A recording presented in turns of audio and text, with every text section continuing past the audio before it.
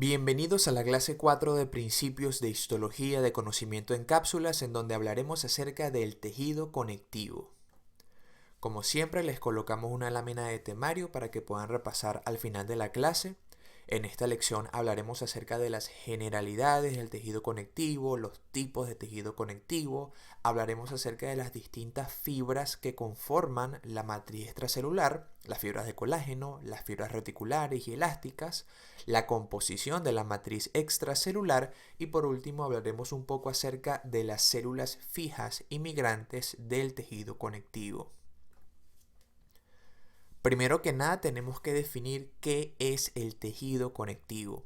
El tejido conectivo, también llamado tejido conjuntivo, está formado por células y matriz extracelular, que es específica para cada uno de los tipos de tejido conectivo. Hay muchísimos tipos de tejido conectivo, ya lo veremos más adelante. Por ejemplo, la dermis, que es una de las capas de la piel, está conformada por tejido conectivo. El hueso, el cartílago, los ligamentos también son tejido conectivo. La sangre también es tejido conectivo. Entonces, dependiendo del tipo de tejido conectivo del que estemos tratando, la matriz extracelular y las células van a variar. Por lo tanto, el tejido conectivo es muy heterogéneo. La matriz extracelular, de la cual les acabo de hablar, es un entramado, es un sistema formado por fibras proteicas más un componente denominado sustancia fundamental amorfa. Es, digamos, este componente que va a rodear a las células del tejido conectivo y les va a dar un sostén trófico y mecánico. La clasificación del tejido conectivo se va a basar principalmente en la composición y en la organización de los componentes de la matriz extracelular y sus funciones.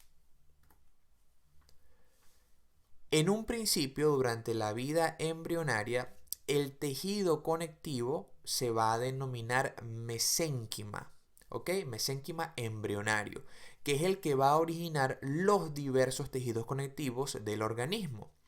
El tejido conectivo se origina de dos de las tres hojas embrionarias.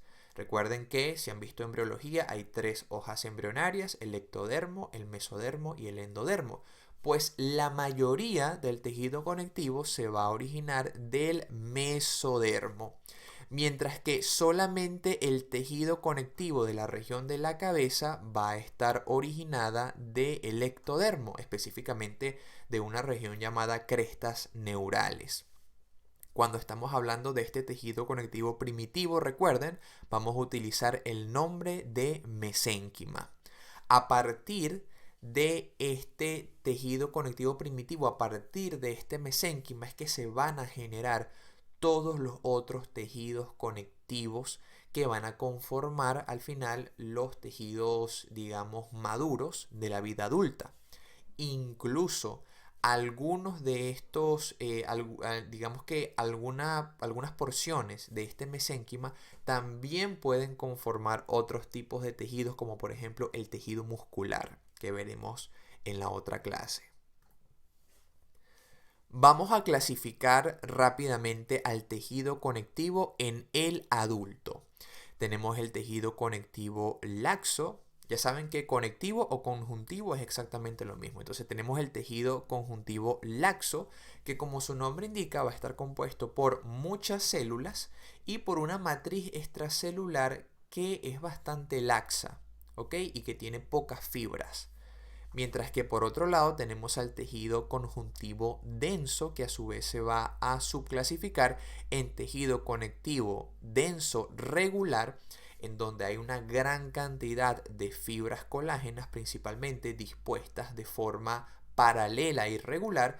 Y también tenemos el tejido conjuntivo denso irregular, que también tiene una gran cantidad de fibras colágenas, pero en este caso las fibras van a tener distintas direcciones, por eso es que es irregular. Hablemos en primera instancia del tejido conjuntivo laxo. Es un tejido conjuntivo muy celular, es decir, que va a tener una gran cantidad de células. Va a tener fibras de colágeno en su matriz extracelular, pero estas van a ser muy delgadas y van a estar, digamos, muy espaciadas entre sí, van a ser relativamente escasas. En este caso, las fibras de colágeno, o si existen otro tipo de fibras, como por ejemplo las fibras elásticas, van a estar poco ordenadas. ¿Por qué? Porque va a haber mucha más abundancia de células. ¿Qué va a haber también en gran abundancia? La sustancia fundamental amorfa, es decir, esa sustancia acuosa en donde se suspenden las células y las fibras. Va a haber mucha cantidad de esta sustancia en el tejido conjuntivo laxo. ¿Por qué es importante que haya mucha cantidad de sustancia fundamental amorfa que tiene una gran cantidad de agua? Porque la matriz extracelular de este tejido cumple una función sumamente importante al permitir la difusión de oxígeno y sustancias nutritivas desde los capilares hacia los tejidos y también la difusión de dióxido de carbono y desechos metabólicos desde los tejidos hacia los capilares venosos para luego ser recogido por las grandes venas que llegan al corazón y del corazón a los pulmones para volver a oxigenarse. ¿Dónde se encuentra el tejido conectivo laxo? Se encuentra principalmente debajo de los epitelios de cubierta y revestimiento, es decir, por debajo de, por ejemplo, la epidermis, que es la capa epidérmica de la piel. Allí se va a encontrar una capa de tejido laxo que se denomina dermis papilar. También se puede encontrar por debajo de los epitelios respiratorios, de los epitelios gastrointestinales, se puede encontrar este tipo de tejido conectivo laxo. También se asocia a el epitelio de las glándulas. Ustedes ya vieron en la clase de glandular cómo estos adenómeros iban a estar rodeados por un tipo de tejido muy laxo, pues este es el tejido conectivo laxo, va a estar alrededor de estas glándulas y también va a rodear a pequeños vasos sanguíneos. Recuerden que este tejido conectivo laxo tiene una gran función en la difusión de sustancias químicas. Además, este tejido conectivo laxo es el primer sitio en donde las células del sistema inmune se van a enfrentar a distintos patógenos y los van a destruir. ¿Ok? Porque las células del sistema inmune que se producen a nivel de la médula ósea primero recorren el torrente sanguíneo y ellas van a migrar en el sitio en donde haya una infección y van a migrar a través de este tejido conjuntivo laxo para llegar al sitio en donde existe un patógeno, puede ser una bacteria, puede ser un hongo, y allí lo van a atacar. En cuanto a las células del tejido conjuntivo laxo, tenemos que son células principalmente transitorias, errantes, como ya les dije. Ellas van a migrar desde los vasos sanguíneos hacia un sitio específico en donde se esté generando un proceso inflamatorio o un proceso infeccioso. Por lo tanto, realmente el tejido conectivo laxo puede tener unas cuantas células si no hay ningún tipo de estímulo infeccioso o inflamatorio, pero cuando existe este estímulo, cuando hay un patógeno, ese tejido conectivo puede adquirir una gran cantidad de células adicionales. Como ya vimos aquí, estas reacciones pueden ser reacciones inflamatorias o reacciones inmunitarias. Hablemos ahora del tejido conjuntivo denso irregular. Es denso porque tiene una gran abundancia de fibras de colágeno que, como su nombre indica, irregular, van a estar dispuestas en distintas direcciones. ¿Quién produce las fibras de colágeno? Esta célula que pueden ver acá es una célula fusiforme, es decir, de forma ahusada, abultada en el centro y afilada hacia los extremos, que se denomina fibroblasto. Si ustedes saben el origen etimológico de las palabras, pueden recordarlas mucho mejor. Fibro, por supuesto, viene de fibra y blasto es que produce. Por lo tanto, el fibroblasto es una célula que produce fibra. El osteoblasto es una célula que produce hueso. Osteo viene de hueso. Y así sucesivamente. El condroblasto es una célula que produce cartílago, porque condro viene de cartílago. Y así sucesivamente. En este tejido denso irregular va a existir una escasez relativa de sustancia fundamental. Cuando hablamos de escasez relativa nos referimos a que sí hay sustancia fundamental, pero es muy poca en relación con la gran cantidad de fibras que tiene. Por otro lado, las características de este tejido, esa gran cantidad de fibras, ofrece una gran solidez a este tejido y además le otorga una resistencia, una fuerza tensil muy grande. Y esto le va a dar a los tejidos una gran resistencia a la tracción, una gran resistencia a los estímulos mecánicos. Por ejemplo, a nivel de la dermis, que es la capa de tejido conectivo de la piel, la segunda capa, esa capa de la dermis está dividida en dos. Está la dermis papilar, de la que ya les hablé, que está conformada por tejido conectivo laxo, y también tenemos la dermis reticular, que está por debajo, está más profunda y está conformada por un gran entramado de fibras colágenas, que es lo que le da esa resistencia a la piel.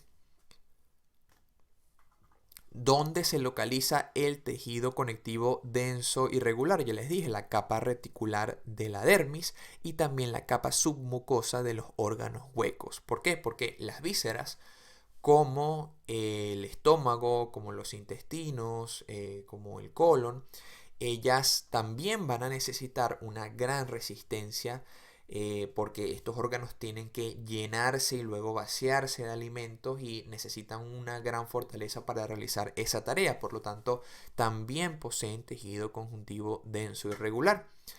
También, como pueden ver acá, este tejido va a brindar resistencia ante el desgarro por fuerzas de estiramiento a la que están sometidas todos los días los órganos gastrointestinales. Y además también le permiten al órgano resistir estiramiento y distensión excesiva. Aquí podemos ver una lámina histológica donde podemos ver los dos tipos de tejido conectivo. Aquí, alrededor de esto parece un conducto o una terminal glandular. Alrededor de esta porción glandular se puede observar tejido conectivo laxo. ¿Cómo sabemos que es laxo? Porque vemos, primero, una cantidad de células considerable. Además, vemos que hay espacios ópticamente vacíos que se corresponden a la sustancia fundamental amorfa. La sustancia fundamental amorfa, cuando se realizan los procesos de fijación, ella se disuelve y por lo tanto se ven como espacios ópticamente vacíos. Y por supuesto está alrededor de esta porción glandular. Mientras que el tejido conectivo denso irregular, que podemos ver acá, está conformado primordialmente por fibras colágenas. Ahora, las fibras colágenas sí se van a teñir intensamente con la eosina, por lo tanto se observan eosinófilas. Y podemos ver cómo hay fibras que van en una dirección y fibras que van en otra. Por lo tanto, es denso porque hay muchas fibras e irregular. ¿Por qué? Porque van en distintas direcciones. En cuanto al tejido conjuntivo denso regular, va a ser denso porque tiene una gran cantidad de fibras colágenas, pero va a ser regular porque estas fibras van a estar ordenadas paralelamente. Este tejido conjuntivo va a estar principalmente en tendones, que son estructuras que van a unir un músculo con un hueso, ligamentos, que son estructuras que unen hueso con hueso, y aponeurosis, que son estructuras parecidas a los tendones, pero que se disponen en distintas láminas una sobre la otra. Son como tendones, pero aplanados. Este tejido, al igual que el denso irregular, tiene poca presencia de matriz extracelular, es decir, de sustancia fundamental amorfa, mejor dicho, y las fibras colágenas van a disponerse de forma paralela y de esta forma otorgan una resistencia mucho mayor en una sola dirección. ¿Por qué? Porque todas van digamos, dirigidas hacia un solo lado. Aquí lo podemos ver. Este es un tendón y podemos observar los núcleos de las células que producen este tendón, que son una clase de células llamados fibrocitos. En otro caso también los pueden llamar tendonicitos. Eso depende de la bibliografía que se utilice. Pero podemos ver cómo estas fibras colágenas están dispuestas perfectamente de forma paralela una en relación a la otra. Vamos a hablar ahora acerca de las fibras de tejido, del tejido conectivo o conjuntivo. Estas fibras están presentes en distintas cantidades dependiendo del tipo de tejido conectivo, de las necesidades estructurales o de la función que desempeñe ese tipo de tejido. Tenemos tres fibras fundamentales: las fibras de colágeno, de las cuales ya hemos hablado bastante, las fibras reticulares, que se encuentran en muchos tejidos, pero que tienen una conformación distinta, como una red de telarañas, como un entramado, un tejido, y las fibras elásticas, que como su nombre indica, tienen una función que les va a permitir elongarse, es decir, estirarse, cuando están sometidas a determinadas fuerzas mecánicas, y también tienen la capacidad de retraerse.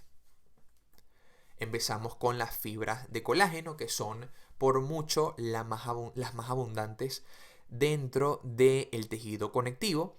Son flexibles y tienen una resistencia tensor, una fuerza tensil muy notable. Ellas, como ya les indiqué, se van a teñir fácilmente con eosina y otros colorantes ácidos. ¿Cómo se componen las fibras de colágeno? Cuando observamos las fibras de colágeno a la microscopía electrónica de transmisión, podemos ver que cada fibra en realidad está compuesta por una gran serie de fibrillas de colágeno que pueden ver acá. Cada uno de estos cilindros forma una fibrilla de colágeno. Y digamos que cada fibrilla de colágeno se va a unir una con la otra, va a estar conformada por las moléculas de colágeno que veremos más adelante, y ellas van a dejar un espacio hueco que en la microscopía de transmisión se va a observar como bandas transversales cada 68 nanómetros. Eso es característico de las fibrillas de colágeno o de la disposición del colágeno. ¿Cómo está compuesto el colágeno a nivel molecular? Pues tenemos la denominada molécula de colágeno, anteriormente llamada tropocolágeno, que está conformada por una triple hélice de cadenas polipeptídicas que van a estar entrelazadas entre sí, llamadas cadenas alfa. Cada una de estas cadenas alfa va a estar formada por numerosos aminoácidos. Entre ellos tenemos la glicina, que se va a empezar a repetir cada 3 aminoácidos, y también tenemos otros especiales como la hidroxiprolina, la hidroxilisina y la prolina, que también es un aminoácido bastante común. Estas moléculas de colágeno pueden ser homotriméricas, es decir, que cada una de estas cadenas alfa es exactamente igual, genéticamente igual, o pueden ser heterotriméricas, en la cual pueden haber 2 hasta 3 cadenas alfa diferentes. Y dependiendo de las combinaciones de estas cadenas alfa, se han catalogado hasta el momento 29 tipos de moléculas de colágeno. Y por supuesto, dependiendo del tipo de cadena alfa que tenga, esto puede, digamos, influir sobre las características físico-químicas que tenga la molécula al final. ¿Cuáles son los tipos de colágeno? De forma bastante resumida, hay muchísimos, pero vamos a hablar de una clasificación según su patrón de polimerización. Existen colágenos fibrilares que, como su nombre indica, se van a organizar en fibrillas. Tenemos el colágeno tipo 1, tipo 2, tipo 3, tipo 5 y tipo 11. Son las que se van a aglomerar en fibrillas con las bandas características cada 68 nanómetros. Y también tenemos, o además también tenemos el colágeno formador de membrana basal. Recuerden la estructura de la membrana basal que se encuentra por debajo de los epitelios y va a estar conformado por colágeno tipo 4, colágeno tipo 6 y colágeno tipo 7. Ahora, ¿quién produce el colágeno? Pues básicamente los fibroblastos, que son las células que hemos visto anteriormente, aunque en ciertos tejidos el colágeno va a ser sintetizado por equivalentes de fibroblastos. Por ejemplo, a nivel del cartílago, el colágeno va a ser sintetizado por los condrocitos o condroblastos. A nivel del hueso va a estar sintetizado por los osteoblastos y a nivel de los vasos sanguíneos va a ser sintetizado, o alrededor de los vasos sanguíneos va a estar sintetizado por los pericitos. Mientras que el colágeno de la membrana basal va a ser producido por las células epiteliales, por supuesto, del estrato más basal. ¿Qué sucede? El colágeno se empieza a sintetizar como una molécula de procolágeno dentro de la célula. Sufre muchísimos pasos, tanto a nivel del retículo endoplasmático rugoso como a nivel del complejo de Golgi. Y luego esta molécula es liberada al medio externo, este procolágeno, y mediante enzimas que se encuentran en la matriz extracelular o a nivel de la membrana plasmática de las células que se encuentren allí, va a adquirir su conformación final de moléculas de colágeno. Ahora vamos a hablar acerca de las fibras reticulares. Estas fibras están compuestas también por colágeno, un tipo especial de colágeno llamado colágeno tipo 3. Y estas fibras reticulares van a formar un entramado delgado parecido a una telaraña, a un tejido, pero cuando hablo de tejido me refiero a un tejido de verdad, pues un tejido con hilo.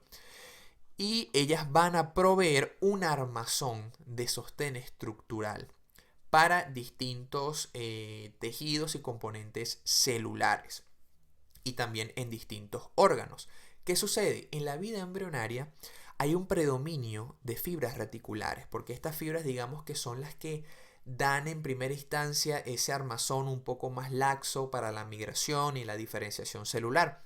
Una vez se alcanza la vida adulta, existe una disminución de la proporción de fibras reticulares con respecto a las fibras de colágeno. Sin embargo, existen algunos órganos en donde siguen predominando las fibras reticulares aún en la edad adulta.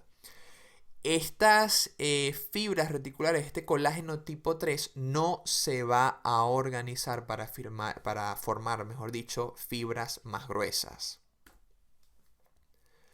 Ahora, estas fibras reticulares, contrario a las fibras colágenas, no se pueden observar en tinciones de rutina con hematoxilina eosina. Por lo tanto, existen algunas tinciones especiales que ya hemos visto, como el ácido periódico de Schiff, como la impregnación argéntica, que sí permiten la visualización de las mismas. Estas fibras reticulares se van a localizar a nivel del tejido hematopoyético y linfático, es decir, a nivel de la médula ósea y también a nivel de los ganglios linfáticos, a nivel de ese tejido linforeticular asociado a mucosas. También se va a encontrar en tejidos conjuntivos laxos, en la unión de los epitelios con el tejido conectivo, alrededor de los adipocitos, de vasos sanguíneos, sobre todo los pequeños, de nervios y células musculares, y también, como ya les dije, en los tejidos embrionarios. También es importante recalcar que las fibras reticulares se pueden encontrar cuando ocurre un daño en algún tejido y se está generando ese proceso de regeneración. ¿Okay? Cuando empieza el organismo a regenerar tejidos, en un principio utiliza un entramado de fibras reticulares para eso, para movilizar las células que necesita, y luego esas fibras reticulares son reemplazadas por fibras de colágeno propiamente dichas. ¿Quiénes sintetizan las fibras reticulares?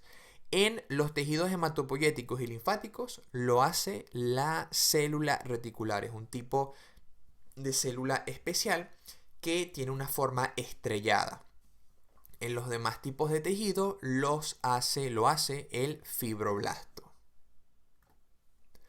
Aquí podemos ver una técnica de impregnación argéntica y podemos ver cómo estas estructuras señaladas con una flecha corresponden a las fibras reticulares, que no se parecen en nada a las fibras de colágeno que vimos anteriormente. Estas son fibras muy delgadas, parecen una telaraña, muy fino, parecen hilos, y van a generar ese entramado que va a darle sostén mecánico a las células que se encuentran allí. Luego tenemos las fibras elásticas que van a permitir que los tejidos puedan responder al estiramiento y a la distensión. Ellas se van a encontrar en forma ramificada y van a formar también, como las fibras reticulares, un entramado tridimensional, como una telaraña de nuevo. Tampoco se van a teñir bien con la eosina porque son extremadamente delgadas y van a ser producidas por fibroblastos y por células musculares lisas. Esto es muy importante. Los dos tipos celulares que producen fibras elásticas son principalmente fibroblastos y células musculares lisas, sobre todo a nivel de los vasos sanguíneos. ¿Cómo están compuestas las fibras elásticas? Pues están compuestas por dos componentes estructurales básicos: un núcleo central de una proteína llamada elastina y una red circundante de microfibrillas de fibrilina. Entonces, esta elastina es una proteína que va a contener muchos aminoácidos, como por ejemplo la desmosina e isodesmosina, que son aminoácidos muy grandes, y no va a contener, por ejemplo, los aminoácidos que vimos en las fibras de colágeno normal, esa hidroxiprolina y esa hidroxilisina. También tenemos por aquí que las fibras elásticas van a formar fibras de espesor que es muy variable, van a formar distintas capas laminares una alrededor de la otra, como en el caso de las arterias elásticas. Aquí podemos ver un poco acerca de la estructura de las fibras elásticas. Vemos cómo en relajación la parte central de elastina va a estar enrollada sobre sí misma, de manera que cuando es sometida a un estrés o a un estiramiento, ella puede aumentar su longitud y por eso soportar estas fuerzas de estiramiento. ¿Dónde se encuentran en gran medida las fibras elásticas? Se encuentran a nivel de los ligamentos vertebrales, porque en estos ligamentos se necesita cierto nivel de movilidad. También se encuentran a nivel de los ligamentos elásticos de las cuerdas vocales en la laringe y también a nivel de las arterias elásticas. Sin embargo, a nivel de las arterias elásticas, estas fibras van a adoptar una forma de láminas elásticas fenestradas que podemos ver a continuación. Aquí vemos, utilizando por supuesto técnicas especiales, estas fibras elásticas. Vean cómo son bastante delgadas y suelen superponerse a fibras de colágeno. Aquí podemos ver fibras de colágeno y vemos cómo sobre ellas y por debajo se encuentran las fibras elásticas. Aquí podemos ver un corte de aorta y podemos ver cómo la túnica media, la capa media de esta arteria está conformada por muchísimas láminas elásticas fenestradas, es decir, que tienen agujeros que se van a disponer de forma concéntrica.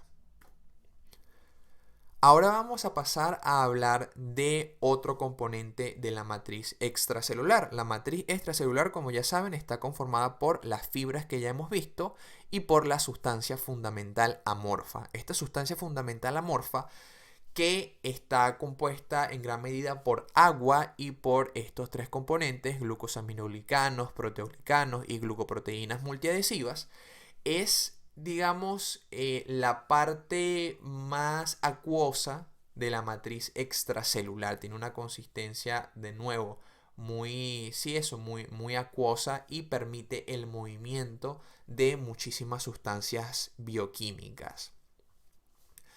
¿Cuáles son en general las funciones de la matriz extracelular? Pues en primera instancia que va a proveer sostén mecánico y estructural, además de esa fuerza tensora gracias a las moléculas de colágeno, esas fibras de colágeno. Por otro lado, actúa como una barrera bioquímica y colabora en la regulación de distintas funciones metabólicas de las células que rodea. Recuerden que hablamos de que esta matriz extracelular iba a permitir el movimiento de sustancias nutritivas y de sustancias de desecho. Por otro lado, a la matriz extracelular se pueden fijar células de tejidos como el tejido epitelial a través de especializaciones, a través de adhesiones, células matriz extracelular, como por ejemplo, como vimos en la clase de epitelio, los hemidesmosomas. Y además va a ofrecer vías para la migración celular, ya que a través de este tejido, fundamentalmente el tejido, la matriz extracelular del tejido conectivo laxo, se van a poder mover las células de la respuesta inmune para poder llegar a su sitio de acción. También es importante recalcar que los componentes de la matriz extracelular, van a componer un sistema que es muy dinámico y es muy interactivo y va a controlar muchísimas variables bioquímicas y mecánicas dentro de este ambiente extracelular. Es importante que recuerden también que muchísimos factores, como por ejemplo los factores de crecimiento, se pueden adherir a componentes de la matriz extracelular y por lo tanto este tejido puede funcionar como un mediador del crecimiento, de la proliferación y de la migración celular. Ahora sí hablemos acerca de la sustancia fundamental amorfa. Está compuesta principalmente por agua, principalmente. En los cortes de rutina por hematoxilina eosina, como ya les dije, esta sustancia fundamental se pierde, se disuelve y por lo tanto se va a observar principalmente como un espacio ópticamente vacío en donde solamente quedan las células y las fibras que se encuentran suspendidas en ella. Ella va a estar compuesta por tres grandes grupos de moléculas, los proteoglicanos, glucosaminoglicanos y las glucoproteínas multiadhesivas. En cuanto a los glucosaminoglicanos, ellos son simplemente una serie de heteropolisacáridos, es decir, una gran cantidad de azúcares en forma de disacáridos que se encuentran en muchísimas, o sea, se encuentran repetidos muchísimas veces. Son disacárido, disacárido, disacárido y así pues cientos de veces. Y tienen una carga altamente negativa. ¿Por qué? Porque tienen muchos grupos sulfato y carboxilo. De allí que ellos se tiñan con colorantes básicos. La alta densidad de estas cargas negativas no solamente va a darles esta característica de la tinción con colorantes básicos, sino que además va a atraer una gran cantidad de moléculas de agua. Por lo tanto, estos glucosaminoglicanos van a ser un gran reservorio de agua del organismo. Además, la composición de estos glucosaminoglicanos y su hidratación hace que adquieran una composición gelatinosa que va a permitir la rápida difusión de muchísimas moléculas hidrosolubles.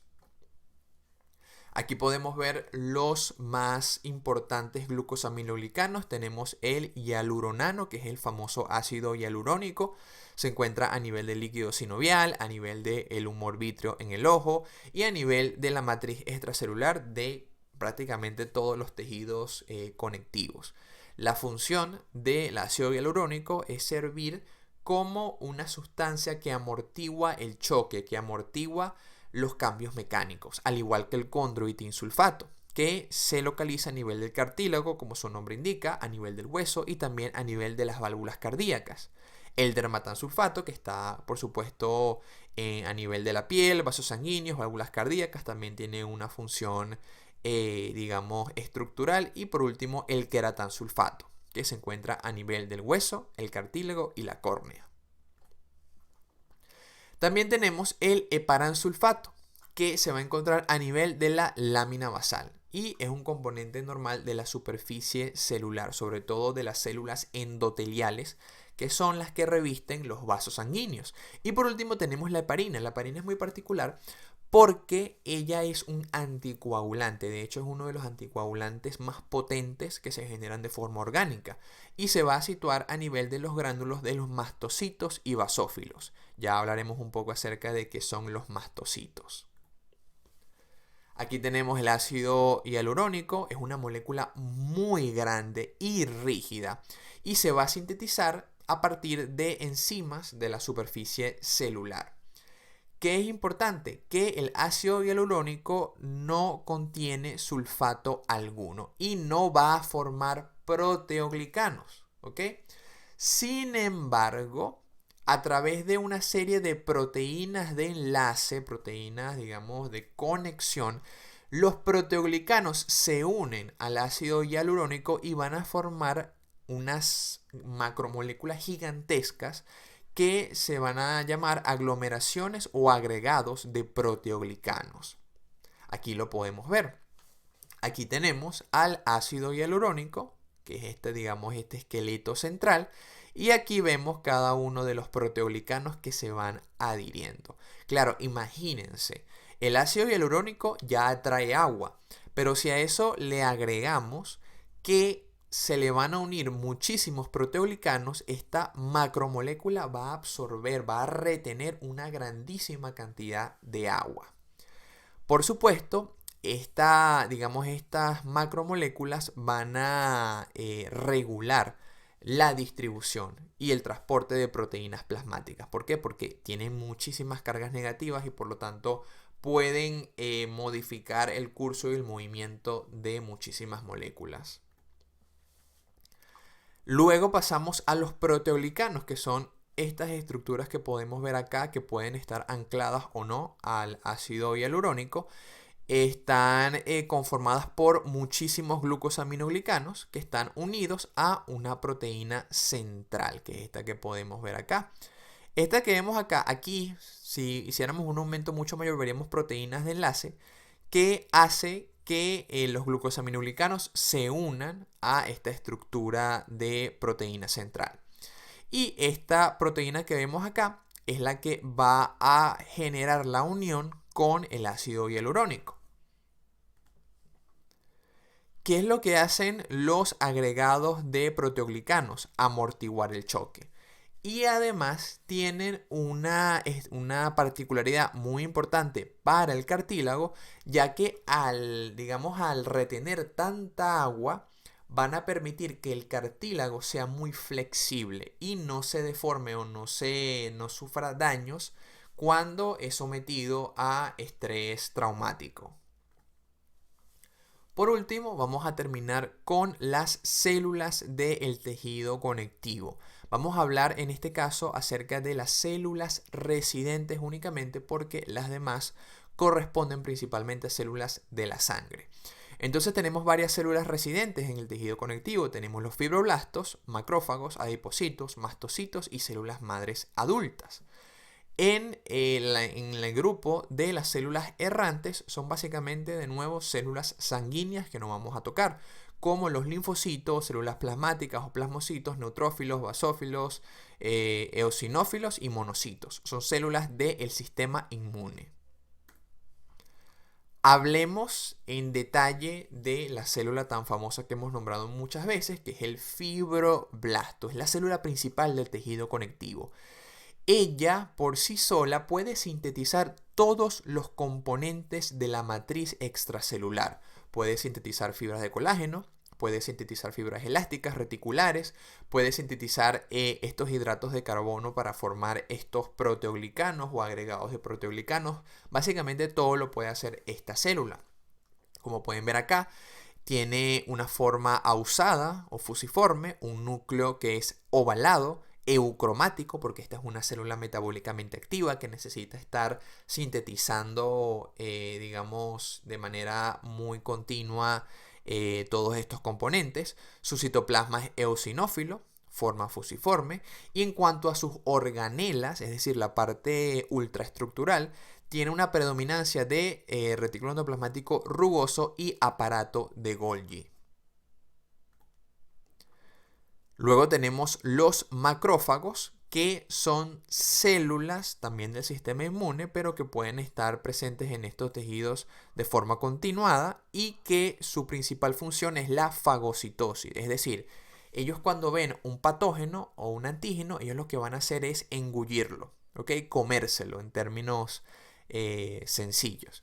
También van a ser células presentadoras de antígenos. Una vez ellas engullan o fagociten a un determinado antígeno, ellas pueden descomponerlo, pueden degradarlo y pueden exponer en su membrana plasmática los componentes más antigénicos de este patógeno, de forma que lo puedan presentar a otras células del sistema inmune y activar una respuesta. También pueden secretar una serie de sustancias que van a regular la respuesta inmune, la anafilaxia y también la inflamación. Súper importante que recuerden los macrófagos que podemos ver acá. Bueno, disculpen. Aquí se ven los fibroblastos. Lo que pasa es que esto es una tinción un poco distinta y no se ven tan bien. Seguimos con los macrófagos. En cuanto a las características del núcleo, tenemos que es un núcleo hendido, arriñonado. Aquí se ve perfecto. Suele ser un núcleo heterocromático. En cuanto al citoplasma, tenemos que puede variar muchísimo las formas celulares, polimorfo, porque puede adaptar su forma dependiendo de lo que esté haciendo en ese momento, y es vacuolado. ¿Por qué es vacuolado? Porque dentro de sí ella va a tener una gran cantidad de lisosomas, que son organelas que se encargan de la degradación de sustancias o de moléculas, vesículas endocíticas, en donde se encuentran los diferentes antígenos que han fagocitado. Tiene una gran cantidad de retículo plasmático liso y rugoso, y aparato de Golgi también bastante prominente.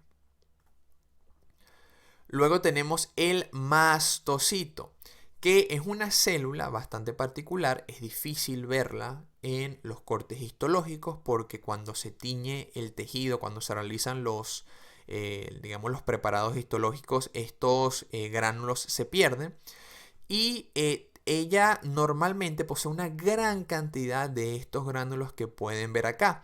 Y estos gránulos contienen mediadores inflamatorios, como por ejemplo la histamina. La histamina es sumamente importante, es un mediador inflamatorio que, entre muchas otras cosas, aumenta la permeabilidad vascular y aumenta la broncoconstricción, es decir, que hace que el músculo liso de los bronquios se contraiga y pase menos aire.